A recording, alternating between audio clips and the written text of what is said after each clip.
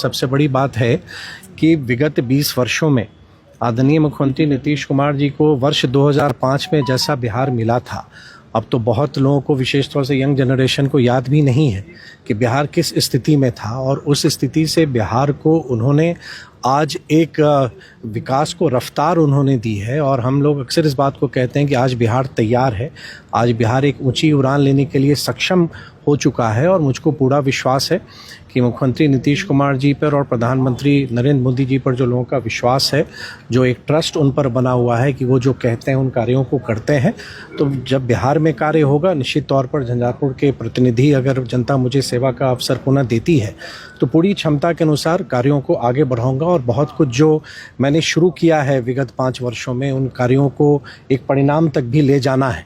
तो मुझको मैं यही लोगों से आग्रह करूंगा कि ये जो 25 से 30 जो है बहुत महत्वपूर्ण है।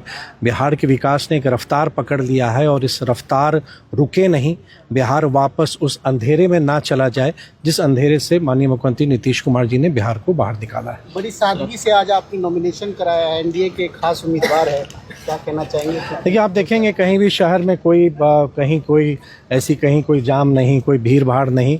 एक सभा का आयोजन जरूर हुआ है और माननीय उत्तर प्रदेश के उप मुख्यमंत्री केशव प्रसाद मौर्य जी और बिहार सरकार के मंत्री हरीश सहनी जी का आगमन भी हुआ है। लेकिन मुझे लगा कि जो चुनाव आयोग का जो नियम है, उस नियम को पूरी निष्ठापूर्वक पालन करना चाहिए। उन्होंने कहा कि आपसे प्रस्तावक को लेके जाएं, हमसे प्रस्तावक को लेके गए। और मुझको लगता है चुनाव में लोग अपनी बातें रखते हैं और जनता सजग है। आज तो सभी जानकारियाँ जनता के मोबाइल पर उपलब्ध है, तो अपने उनके हित में बेहतर निर्णय क्या है वो जनता स्वयं सोचती है। तो कोई उस तरह का कोई बहुत बड़ा प्रदर्शन करके कोई नामांकन करने से, मेरी दृष्टि में अपनी अपनी सोच होती है, बहुत लोग करते हैं, लेकिन मुझको सादगी पसंद है तो मैंने उसी का अनुपालन किया। सर गया है सर झंझारपुर कंपटीशन। देखिए, चुनाव होता है और चुनाव होता है, अगर बिहार के चुनाव को ही देखेंगे तो स्पष्ट रूप से 2 धाराओं की लड़ाई है।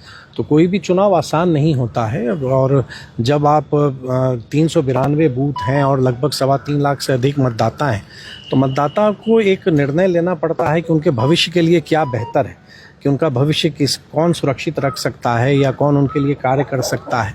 तो ये फैसला जनता को करना होता है। चुनाव में तो उम्मीदवार होते ही हैं, बहुत लोग होते हैं, लेकिन अंतिम फैसला और अंतिम चयन तो लोगों को ही करना है, जो मतदाता है उनको करना है।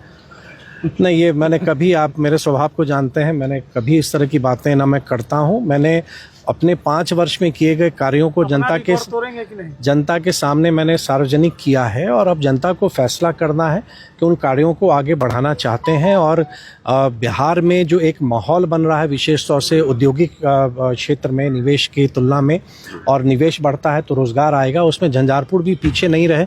बहुत सारे कार्य मैंने सोच रखा है जो आने वाले 5 वर्ष में अगर जनता मुझे मौका देती है तो उन कार्यों को जमीन पर उतारने से झंझारपुर की प्रगति जिस रफ्तार से आगे बढ़ेगी, आज शायद लोग उसकी कल्पना नहीं कर सकेंगे। सर, अगर 5 वर्ष मिलती है तो क्या ऐसा बड़ा चीज बाकी रह गया आपके नजर में जो झंझारपुर को मिलने वाली है? देखिए, कल मैंने सार्वजनिक किया है रिपोर्ट कार्ड पे कि देखिए बहुत सारे कार्य हैं जो स्वीकृति के अंतिम चरण में है। तो मेरा तो आग्रह होगा कि आप भी देख लीजिए और आपके माध्यम से मैं लोगों को कहूंगा कि जरूर उसको देखें। बहुत सारे कार्य मैंने किए हैं, बहुत सारे कार्य प्रस्तावित हैं जो अंतिम चरण में है। आगे क्या करना है, मेरी अपनी एक विजन है, अपनी एक सोच है। उस सोच के अनुरूप झंझारपुर के लिए हमेशा बेहतर कुछ करना चाहता हूं। झंझारपुर का मान सम्मान गरिमा बढ़ाने का हमेशा काम किया है, उसी दिशा में आगे भी काम करता रहूंगा।